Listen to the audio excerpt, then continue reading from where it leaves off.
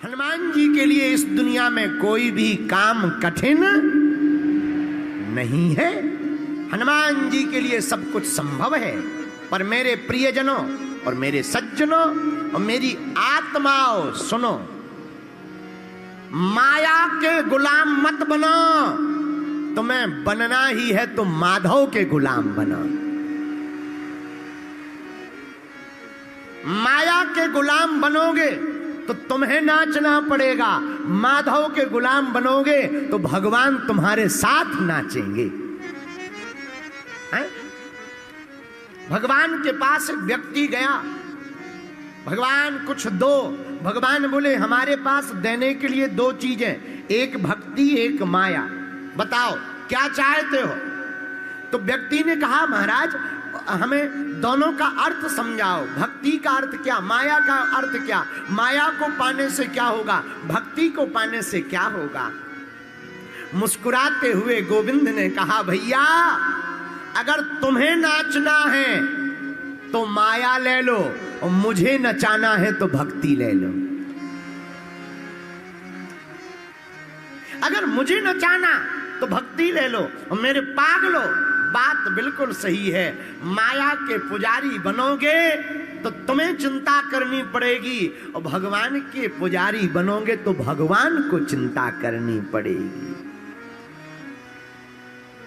और एक बात, चिंता सबको खाते हैं,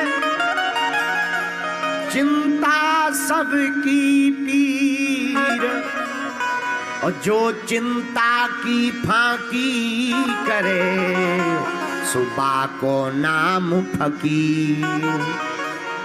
चिंता सबको खाती है, इसलिए मेरे प्रियजनों हमारी प्रार्थना है, तुम्हें महान बनना है तो याद रखना आज की हमारी कथा को तुम अपनी जिंदगी की डायरी में नोट कर लेना।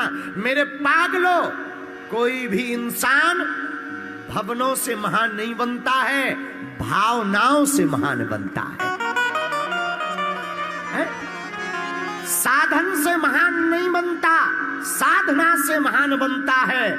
उच्चारण से महान नहीं बनता, उच्च आचरण से महान बनता है। तो अगर तुमको महान बनना है एक ही उपाय है, क्या? प्रभु के चरणों को पकड़ लो। किसको पकड़ लो? अरे जरा जोर से तो बोलो, किसको पकड़ लो? अच्छा महाराज आप कोई उपाय बताइए कि भगवान को पाया जा सके। अरे उपाय क्या बताना, बहुत सरल उपाय है। कौन सा उपाय? एक है हमारी नजर में पोस्टमैन, जो तुम्हें राम जी से मिलवा सकते, तुम्हारी खबर को आदान प्रदान कर सकते। कौन?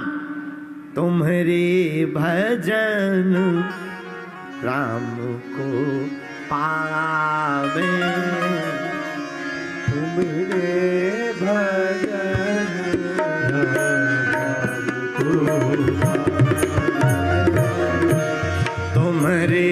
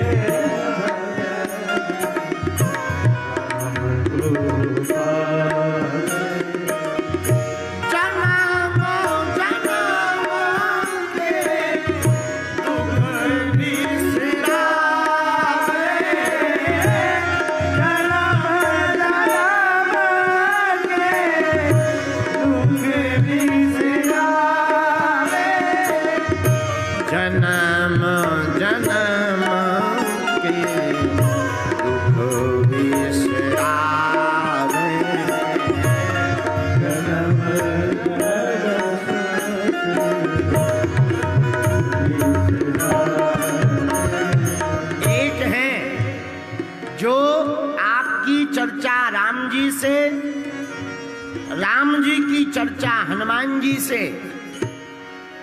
हनुमान जी ही एक ऐसे देवता हैं जो तुम्हारी खबर राम जी तक, राम जी की खबर तुम तक ला सकते हैं। इसलिए हमने आज की कथा में हनुमान जी को पोस्टमैन कहा। क्या कहा? बोलो बोलो बोलो। पोस्टमैन। पोस्टमैन का काम क्या? खबर लाना और ले जाना। हनुमान जी का यही काम है। खबर लाना ले जाना। कोई भी भक्त रोता हुआ दिखाई देता राम जी के लिए, राम राम राम राम राम राम कहता हूं, हनुमान जी राम जी के पास जाकर कह देते सरकार अपना है। और हनुमान जी का सपोर्ट लगाने के बाद भगवान फिर गुण अवगुण नहीं देखते, उसको अपने गले लगा लेते हैं। महात्मा जिसका सपोर्ट कर दें परमात्मा उसी को अपना बना लेते हैं। यही स्वभाव है श्री हनुमान जी महाराज का। इसलिए हमने कथा में, आज की कथा में सूत्र दिया, तुमरे भजन राम को पावे। हनुमान जी महाराज राम जी से मिलाने का सबसे बढ़िया सेतु है। सेतु मतलब पुल। बोलो जय सिया राम। जोर से बोलो और जोर से बोलो, बुरा ना मानना। सच बात यह है हम लोग भगवान को तो पाना चाहते हैं, भगवान के लिए तो घूम रहे हैं, पर भगवान को पाने के साथ साथ भगवान से कुछ और भी पाना चाह रहे हैं। हम लोग भक्ति भी करते हैं तो भगवान के लिए नहीं, अपने लिए। हमें मकान मिल जाए, लुगाई मिल जाए, पड़ोसी सुधर जाए, दुश्मन मर जाए, गाड़ी बन जाए, यह हम भगवान से पाना चाहते हैं। हमारे प्रियजनों, हम आपसे यही प्रार्थना करना चाहते हैं, अगर हम प्रभु को पा लेंगे तो हम सब कुछ पा लेंगे। भाई ऐसे समझो, जैसे किसी को समुद्र में घूमने का मौका मिले तो वो फिर छोटी मोटी नदियों में उतना आनंद नहीं ले पाएगा जितना समुद्र का आनंद है। और भगवान तो आनंद के सागर हैं। जब परमानंद पूर्ण राजा प्रभु श्री रघुनाथ जी राम जी मिल जाएंगे तो भैया संसार का सुख दुख हम लोगों का बाल बांका नहीं कर पाएगा, हम लोग तो सदा आनंद में ही जिएंगे। तो राम जी से मिलाने वाले कौन हैं? हनुमान जी महाराज। बोलो हनुमान जी महाराज की। हनुमान जी राम जी से मिलाने वाले हैं। अच्छा, राम जी से मिलवाएंगे? परम पूज्य श्री हनुमान प्रसाद पोद्दार जी अपनी पुस्तक भक्त राज हनुमान में कहते हैं कि हनुमान जी पोस्टमैन है। क्या है हनुमान जी? पोस्टमैन। अच्छा, हनुमान जी की एक और आदत है, जो भी राम राम राम राम राम राम जपता है हनुमान जी उसके पीछे पड़ जाते। कहां पड़ जाते भाई? आप जो भी सीताराम सीताराम जपता है उसके पीछे क्यों पड़ जाते हो? हनुमान जी बोले कहीं ये वापस लौट न आए, इसलिए हम उसके पीछे पड़ जाते हैं। जब तक वो राम जी से मिल ना ले तब तक हम पीछे पड़े ही रहते हैं। अच्छा, तो पीछे पड़ने वाले हनुमान जी ने किसी को मिलवाया राम जी से? 5 चर्चाएं आई पोस्टमैन। पहला, विभीषण जी को मिलवाया। रघुनाथ जी तक पहुंचाने का काम पहली बार सुग्रीव जी को किया। विभीषण जी को मिलवाया, सुग्रीव जी को मिलवाया, लेकिन प्रारंभ सुग्रीव जी से किया। सुग्रीव जी से कहा हम आपको राम जी से मिलवाएंगे। आहा, श्री हनुमान प्रसाद पोद्दार जी कहते हैं सुग्रीव भयभीत है, कह रहा हमें तो डर लग रहा महाराज, जीना मुश्किल है, आयु के दिन कम बचे, हो सकता हम ना जिएंगे, मर जाएंगे, कैसे राम जी से मिल पाएंगे? हनुमान जी बोले भैया तुम डरो मत, तुम्हें कहीं जाने की जरूरत नहीं है, हम ही तुम्हारे पास राम जी को लेकर के आ जाएंगे। ये पहले पोस्टमैन हनुमान जी। दूसरी पोस्ट का काम कहां किया पोस्टमैन का? दूसरी बार विभीषण जी के पास में। और विभीषण जी के पास में तो ऐसा पोस्टमैन का काम किया, और धन्य है विभीषण जी, तुम्हारो मंत्र विभीषण माना, लंकेश्वर भय सब जग जाना। जहां इन्होंने खबर दी भैया हमारी जिंदगी तो राम जी ने बनाई है, वो बड़े दयालु हैं, तुम उनके चरण पकड़ लो। विभीषण जी ने राम जी के चरण पकड़ लिए और राम जी ने कृपा करके गले से लगा लिया। यह दूसरी बार पोस्टमैन का काम हनुमान जी ने किया। तीसरी बार कब किया पोस्टमैन का काम? जानकी जी की खबर को राम जी को दिया और रघुनाथ जी की खबर को जानकी माता को दिया। यह तीसरी बार पोस्टमैन का काम किया। चौथी बार पोस्टमैन का काम श्री हनुमान जी ने कब किया? सुकंत नाम के राजा के समय, जब सुकंत नाम के राजा को मारने के लिए भगवान राम ने प्रण ले लिया संत गुरु अपराध के लिए, तब फिर माता की आज्ञा से हनुमान जी ने पोस्टमैन का काम किया। अपनी पूंछ में सुकंत राजा को छिपा लिया और जब बाण लगा तो जब राम जी सिर के ऊपर हाथ हनुमान जी के घुमाने लगे, सोई सुकंत राजा को अपनी गोद में बैठाकर राम जी के हाथ को सुकंत राजा के माथ पर रखवा दिया। और पांचवी बार पोस्टमैन का काम हनुमान जी ने कब किया? आहा, पांचवी बार राम सेतु के समय पर किया। आहा, राम सेतु का पुल बन रहा, बड़ी बड़ी शिलाएं बानर, भालू, अंगद, दधिमुख, केहरी, नल, नील सभी ला रहे हैं। हनुमान जी से कहा तुम बड़े बड़े पर्वत लेकर के आओ। हनुमान जी बड़ी बड़ी शिलाओं को, बड़े बड़े पर्वतों को लाकर समुद्र पर पुल बनाया जा रहा। गिनती नहीं की जा रही, इतने बड़े बड़े पर्वत, इतने पर्वत अनगिनत श्री हनुमान जी महाराज लेकर के आ रहे। पुल का काम अनवरत चल रहा। एक पर्वत को लाते समय रास्ते में सूचना मिली हनुमान जी को कि राम जी ने, रघुनाथ जी ने कहा राम सेतु बंधन का कार्य पूर्ण हो गया, अब पर्वत जो जहां है वहीं पर रख दो, यहां लाने की आवश्यकता नहीं है। एक पर्वत को लेकर उड़कर चले आ रहे थे हनुमान जी, उसी पर्वत को वहीं पर रख दिया, बीच रास्ते में रख दिया। वो जगह कौन सी थी? श्री धाम वृंदावन के नजदीक में गोवर्धन, वहां पर पर्वत को रखा तो वह पर्वत प्रकट होकर रोने लगा। क्या बात है, क्यों रो रहे हो?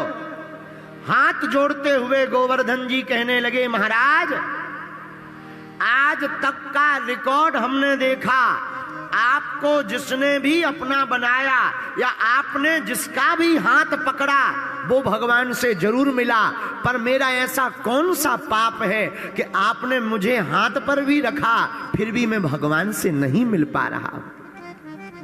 मेरे अपराध को बताया जाए, मेरी कौन सी भूल है जो मैं भगवान से नहीं मिल पा रहा हूं?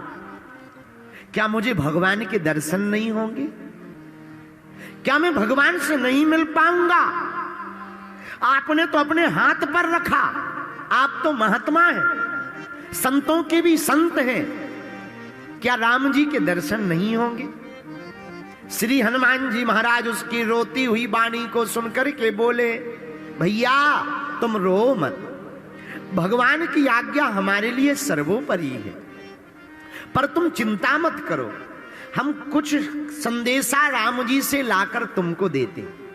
राम जी के पास गए, सरकार सब पर्वतों को स्वीकार किया, पर एक गोवर्धन नाम का पर्वत हम ला रहे थे सेतु बंधन के लिए, आपने मना कर दिया, हमने उसे बीच रास्ते में रख दिया सो तो कोई बुराई नहीं है, पर वो रो रहा है बेचारा, आंखों में आंसू भर के कह रहा क्या हमें भगवान के दर्शन नहीं मिलेंगे?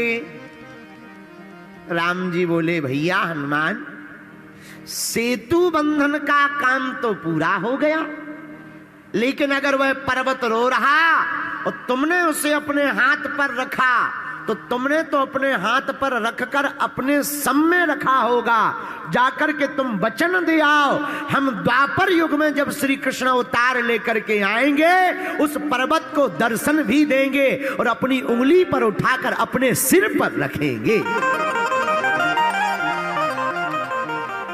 हम सम में नहीं, तुम महात्मा हो, महात्मा जिसे स्वीकार कर ले उसे हम सिर पर रखेंगे। हनुमान जी की आंखों से आंसू आ गए। आहा, गोवर्धन पर्वत के पास आए, भैया तुम्हारे भाग्य खुल गए। क्या भाग्य खुल गए महाराज? क्या राम जी ने हमें बुलाया है? नहीं नहीं नहीं, जाना तो कैंसिल हो गया, टिकट तो कैंसिल हो गई, फ्लाइट बुक हो गई, जाना कैंसिल है, तो क्या हमें दर्शन नहीं मिलेंगे? अरे नहीं भैया, वचन दे दिया रघुनाथ जी ने। क्या बोले? द्वापर युग में जब वह कृष्ण अवतार लेंगे तब एक दिन नहीं, एक घड़ी नहीं, 7 दिन तक तुम्हें सरकार के दर्शन होंगे और अपनी अंगुली पर तुमको धारण करेंगे। वह पर्वत भी बड़े गदगद हो गए। इस कथा से सिद्ध होता है मेरे प्रियजनों, मेरी आत्माओं, महात्मा जिसको गले लगा ले उसे परमात्मा भी गले लगा लेते हैं। और हनुमान जी जिसकी बाह पकड़ ले उसे राम जी प्राप्त हो जाते हैं। बोलो जय बजरंग बली, जोर से बोला। तो हनुमान जी महाराज की कथा क्यों आवश्यक है? क्योंकि हनुमान जी हैं पोस्टमैन। क्या है हनुमान जी? पोस्टमैन। हनुमान जी का काम क्या? भक्त की कथा, भक्त की खबर भगवान को देना, भगवान का संदेशा भक्त को देना। इसीलिए कलयुग में तुम्हें राम जी के, शंकर जी के मंदिर मिले या ना मिले, पर हमारे बजरंग बली के मंदिर जरूर मिल जाएंगे।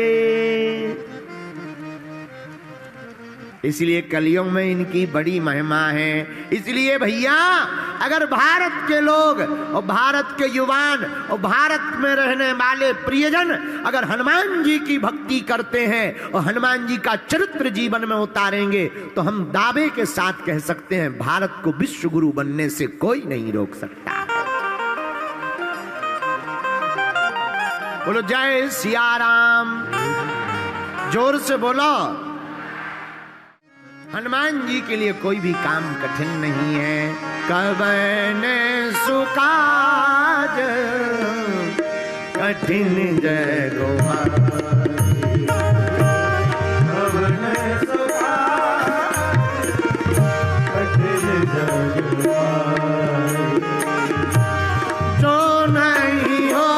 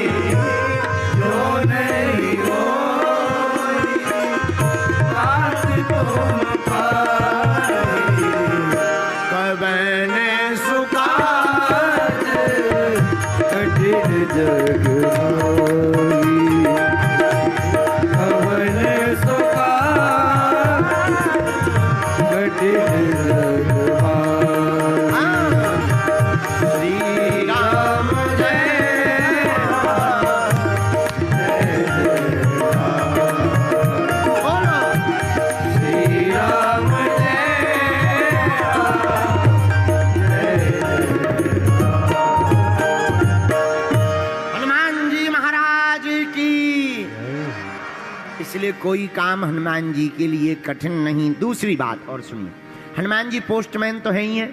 एक बात और बहुत ध्यानपूर्वक सुन लो। वर्तमान में, कलिकाल में, कलयुग में अगर कोई देवता प्रत्यक्ष रूप में है तो वो केवल हनुमान जी हैं, क्योंकि अजर अमर है। अजर अमर गुण निधि सुत हूं, सप्त चिरंजीवियों में एक हैं। इसलिए वर्तमान में कोई जीवंत देवता, प्रत्यक्ष देवता सन्मुख हैं तो वो हनुमान जी हैं भैया।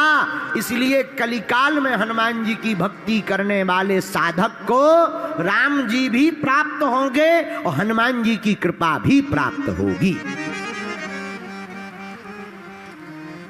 हमको बहुत ही प्रिय, बहुत ही अच्छी एक पुस्तक मिली थी श्री सुदर्शन सिंह चक्र जी, उसमें बहुत अच्छा वर्णन था। आहा, वर्णन का क्या कहना। वो अपनी पुस्तक में लिख रहे हैं कि हनुमान जी बाल्यकाल से ही अद्भुत,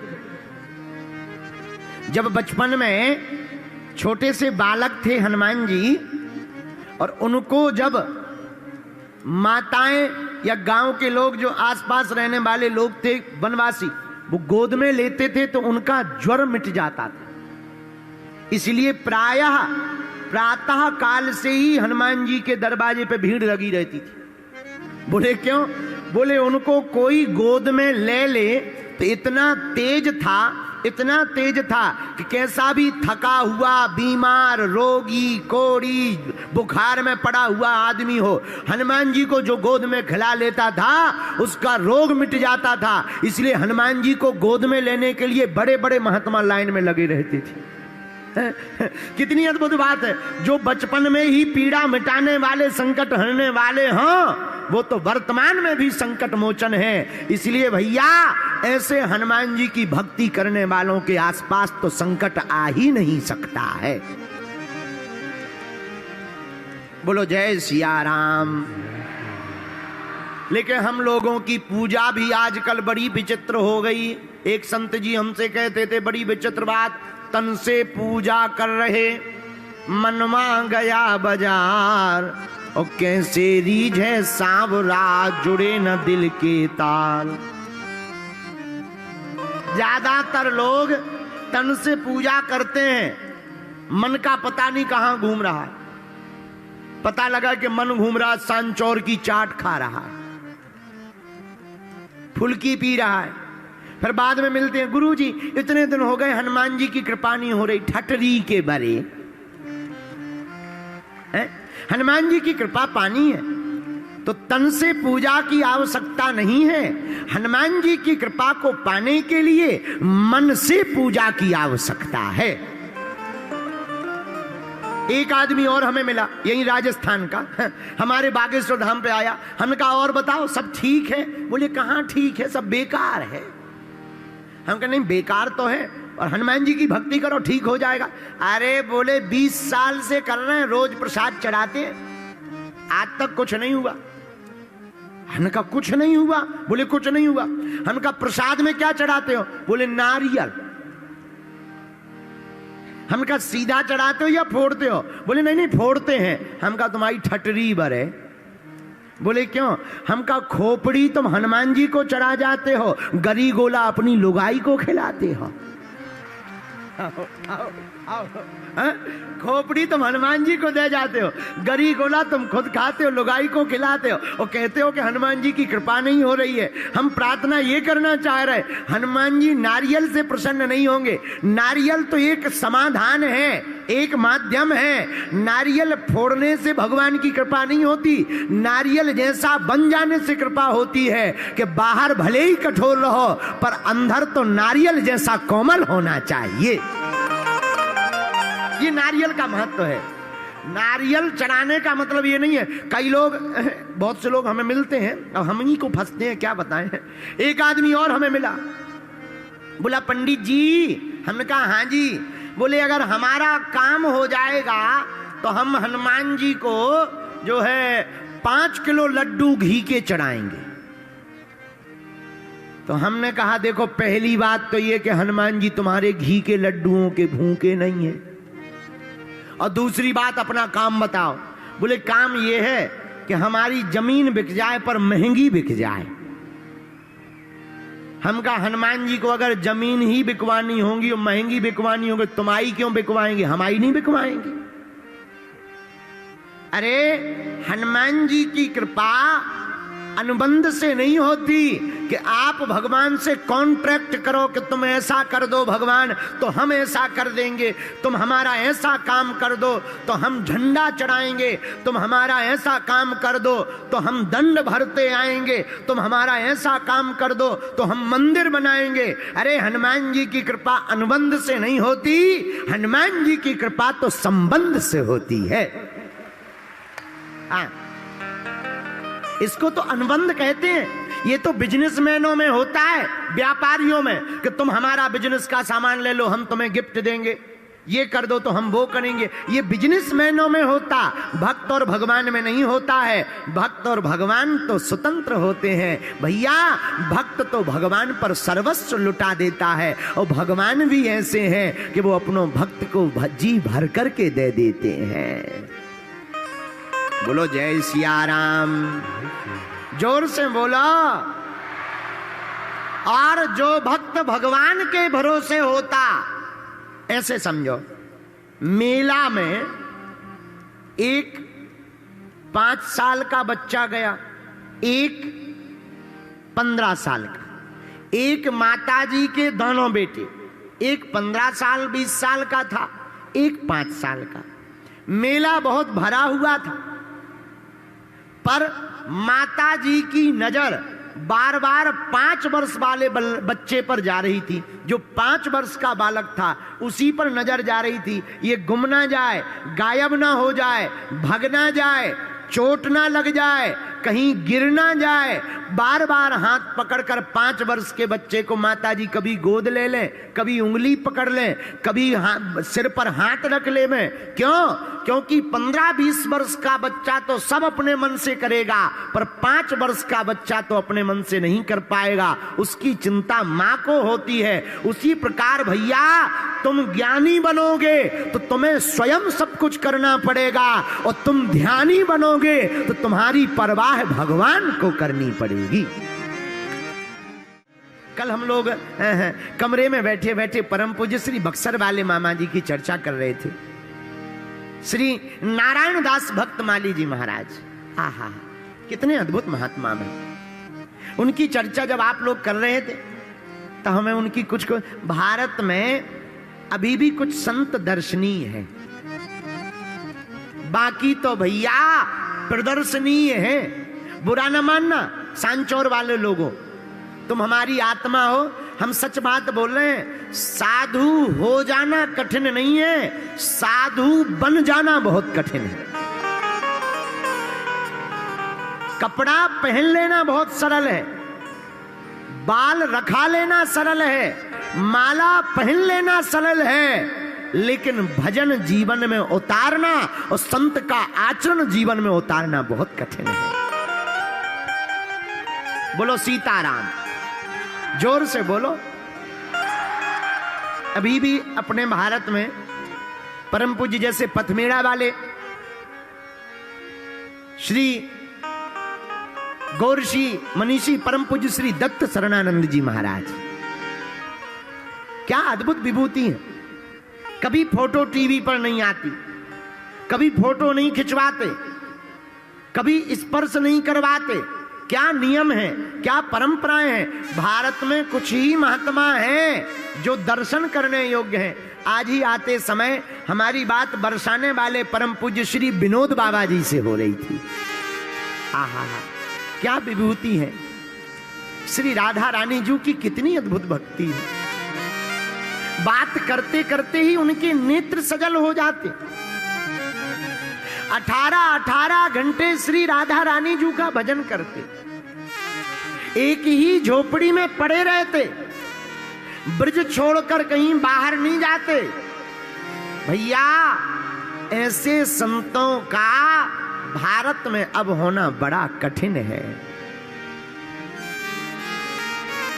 चाहे वो पथमेड़ा वाले महाराज जी हो, चाहे वो बरसाने वाले पूज्य श्री विनोद बाबा जी हो, चाहे वह जगत गुरु तुलसी पीठाधीश्वर चित्रकूट वाले पूज्य गुरुदेव भगवान हो, चाहे वह मलूक पीठ वाले पूज्य महाराज जी जगत गुरु द्वाराचार्य श्री राजेंद्र दास जी महाराज जी हो। ऐसे संतों के दर्शन वर्तमान के समय में सतयुग स्वर्ण काल युग है। इस कलिकाल में ऐसे संतों के दर्शन करना ही परमात्मा के दर्शन करना है। बोलो जय सिया राम। तो हम आपको बता रहे थे कि भगवान को चिंता होती है, तो मामा जी का एक वाकिया है। जिन संत के बारे में हम बता रहे, उनका शरीर तो नहीं है पर वो आज भी है। बिहार प्रांत के बक्सर जिले में पांडेपट्टी नामक गांव में आपका जन्म हुआ था। श्रीमन नारायण चतुर्वेदी जी के यहां। आहा, बड़े अद्भुत महात्मा। गुरुजी ने इनका नाम श्री नारायण दास भक्त माली जी रखा। होमगार्ड की नौकरी करते थे। नौकरी छोड़ दी और गीतों को संगीतों को गा गा कर मंदिरों में जाकर के भगवान के भजन सुनाने लगे। आर्थिक स्थिति ठीक नहीं थी। भक्तमाल जी की कथा पढ़ने के लिए वृंदावन आना था, तो यह पटना रेलवे स्टेशन पर गए। तो टिकट के लिए रुपया तो थे नहीं, पर इन्होंने सोचा अब जो होगा श्री किशोरी जी कृपा करेंगी, अब वहीं देखा जाएगा। और पटना रेलवे स्टेशन पर आकर बैठ गए। अब टिकट है नहीं, कैसे जाएं? महात्मा आदमी कहीं टीसी पकड़ ले, बेइज्जती कर ले, जेल में डाल दे, अच्छा नहीं लगेगा। वहीं एक कोने में रेलवे स्टेशन पर बैठकर आंखों में आंसू भरकर रोने लगी।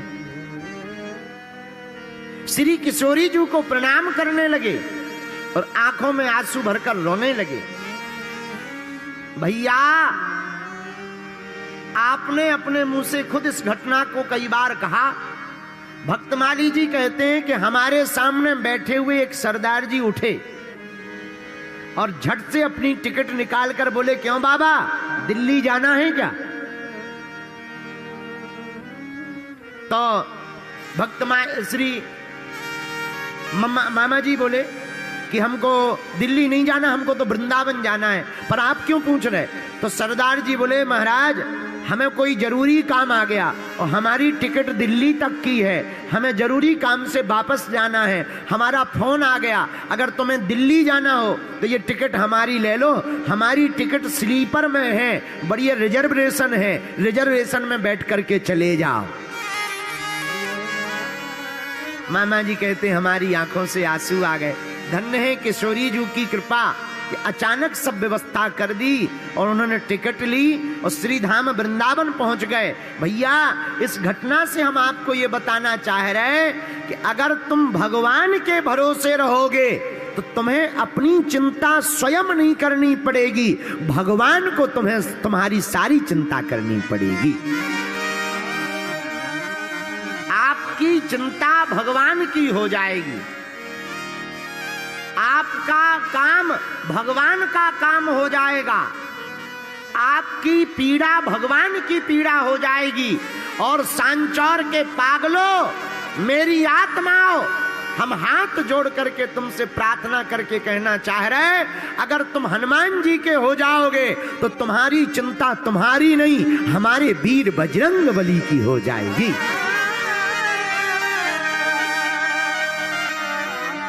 हमारे हनुमान जी की हो जाएगी। व्यवस्था करने का काम हनुमान जी का हो, और हनुमान जी के लिए कवन सुकाज कठिन जग माही, कवन सुकाज कठिन जग माही, कवन सुकाज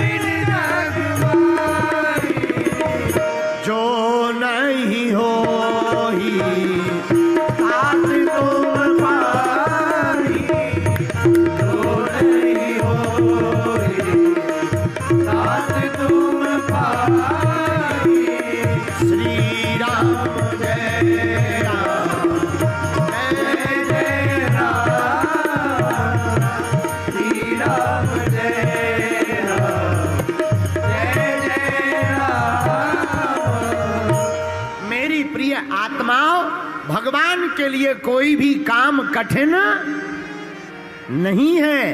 अगर तुम भगवान के भक्त हो जाओगे, अगर तुम हनुमान जी के साधक हो जाओगे, अगर तुम हनुमान जी के उपासक हो जाओगे, अगर तुम हनुमान जी के चरित्र को जीवन में उतारोगे, अगर तुम हनुमान जी की पूजा करोगे, अगर तुम हनुमान जी का बीज मंत्र ओम हम हनुमते नमः इस मंत्र का जाप करोगे तो तुम्हारी चिंता नहीं बचेगी, समस्त चिंताएं हमारे श्री वीर बजरंग बली की हो जाएंगी। हनुमान जी महाराज सर्व प्रकार समर्थ हैं, सभी प्रकार से बलवान हैं, सभी प्रकार से निपुण हैं, बुद्धिमताम वरिष्ठम भी हैं, बुद्धि बल भी तेज है। लेकिन भैया हम हनुमान जी की भक्ति तो करते हैं पर अपने स्वार्थ के लिए हनुमान जी की भक्ति करते, अपितु हम लोगों को हनुमान जी की कृपा पाने के लिए हनुमान जी की भक्ति करना चाहिए। एक बात और देखो, झंझटों जितनी ज्यादा हो उतनी आफत। कई लोगों को लगता है हमारे पास पैसा नहीं है, बड़ी आफत है, गरीबी बहुत है। बात ठीक है तुम्हारी, पर जितने झंझट आ जाएंगे, तुम्हारे पास पैसा आ जाएगा तो फिर टेंशन होगी। आज तुम्हें टेंशन है पैसा नहीं है, और कल तुम्हें फिर नई टेंशन हो जाएगी कि पैसा है तो रखें कहां। एक नई टेंशन, इनकम टैक्स की टेंशन, ईडी की टेंशन, जीएसटी की टेंशन है, कहां खर्च करें, दुनिया को पता ना लग जाए, फिर और नई आफत खड़ी हो जाएगी। आज भी तुम झंझट में पड़े कि है नहीं, कल फिर नए झंझट में पड़ोगे कि क्यों है इतना। बोलो सीताराम। ये झंझट है, बहुत खतरनाक झंझट होते हैं, इसीलिए जो झंझट नहीं है भगवान को धन्यवाद दो। बोलो जय सिया राम। एक आचार्य जी कथा सुनाते थे, बहुत अच्छी कथा है, बहुत अच्छा उदाहरण देते थे। एक महात्मा मरने लगे तो शिष्यों ने कहा कि गुरुजी कोई ज्ञान दो, ज्ञान। तो गुरुजी बोले एक ही ज्ञान है, बिल्ली मत पालना। एक ही ज्ञान है, क्या नहीं पालना? बोलो बोलो, बिल्ली मत पालना। अब महात्मा मर गए। अब शिष्य बड़ा हैरान कि गुरुजी कह गए बिल्ली मत पालना, लेकिन आज तक समझ में नहीं आया कि बिल्ली क्यों नहीं पालना। दूसरे महात्मा ने बताया, बोले हम तुम्हारे गुरुजी को जानते हैं, हमें पता है हकीकत। बोले क्या? बोले क्या है, जब तुम्हारे गुरुजी नए नए बाबा बने तो जिस कुटिया में रहते थे वहां चूहे बहुत रहते थे। चूहे कपड़े फाड़ देते थे, चूहे लंगोट फाड़ देते थे। तो गांव वालों ने कहा महाराज चूहे अगर कपड़े फाड़ देते हैं तो बिल्ली पाल लो। तो महात्मा जी ने बिल्ली पाल ली कि कम से कम चूहे खाती तो रहेगी बिल्ली। और जब से बिल्ली आई सो चूहे कम हो गए, लेकिन एक नई आफत हो गई कि दूध चाहिए बिल्ली को। अब गांव वाले दूध कब तक दें? 10 दिन, 15 दिन, 20 दिन। 20 दिन बाद गांव वाले बोले महाराज अब रोज रोज दूध देने में झंझट है, एक काम करो एक गाय ले लो हमसे। महात्मा ने कहा ये बहुत बढ़िया है और अच्छा है, अब दूध तो चाहिए, सो बिल्ली के लिए गाय ले ली। अब गाय दूध तो दे रही, बिल्ली भी पा रही, लेकिन गड़बड़ ये हो गया कि अब गाय के लिए घास चाहिए। गांव वालों ने 2-3 महीना घास दी, पर गांव वाले बोले महाराज वैसे हम कब तक घास देंगे तुम्हारी गाय को, एक काम करो हम लोगों से तुम 2 एकड़ जमीन ले लो, अपनी घास उगाओ, गाय को चराओ। महात्मा ने कहा कि यही ठीक है, अब गाय रखनी है, बिल्ली भाई बिल्ली रखनी है तो गाय चाहिए, और गाय रखनी है तो घास चाहिए, तो 2 एकड़ जमीन ले ली। अब जमीन में महात्मा अब चारा काटे के भजन करें। तो गांव वाले बोले महाराज एक विधवा औरत है गांव में, इसको रख लो सेवा में, घास काटती रहेगी, कोई है नहीं बेचारी का।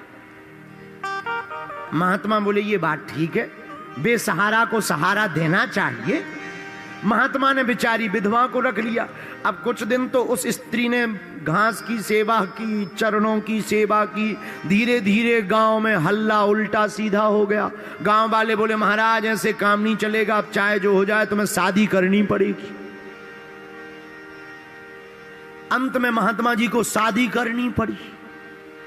जब शादी करी तो फिर शिष्यों ने पूछा कि महाराज कोई ज्ञान? बोले एक ही ज्ञान है कि बिल्ली मत पालना। आओ, आओ, आओ, एक ही ज्ञान है कि बिल्ली मत पालना। गांव शिष्य बोले क्यों? बोले पूरा खेल तो बिल्ली से ही शुरू हुआ था। न चूहों को मारने के लिए बिल्ली रखते, न बिल्ली के लिए गाय रखते, न गाय के लिए खेत लेते, न चारा काटने के लिए लुगाई रखते, न आज शादी होती। इस कथा का आशय बहुत सीधा सीधा है। इस कथा का अर्थ ये है कि हम लोगों को झंझट पालना ही नहीं चाहिए। अगर झंझट पाल लिया तो फंसते जाओगे। हम लोगों को तो झंझटों से मुक्त होना चाहिए। उसका एक ही उपाय है, हनुमान जी की भक्ति को जीवन में पाल लेना चाहिए। बोलो सीताराम, जोर से बोलो, और जोर से बोलो, और जोर से बोलो। इसलिए भैया किसके चरण पकड़ना है हम लोगों को? क्योंकि इनके लिए दुनिया में कोई भी काम कठिन नहीं है। मीराबाई के लिए कौन सा काम कठिन रहा? अरे कोई काम कठिन नहीं रहा मीराबाई के लिए।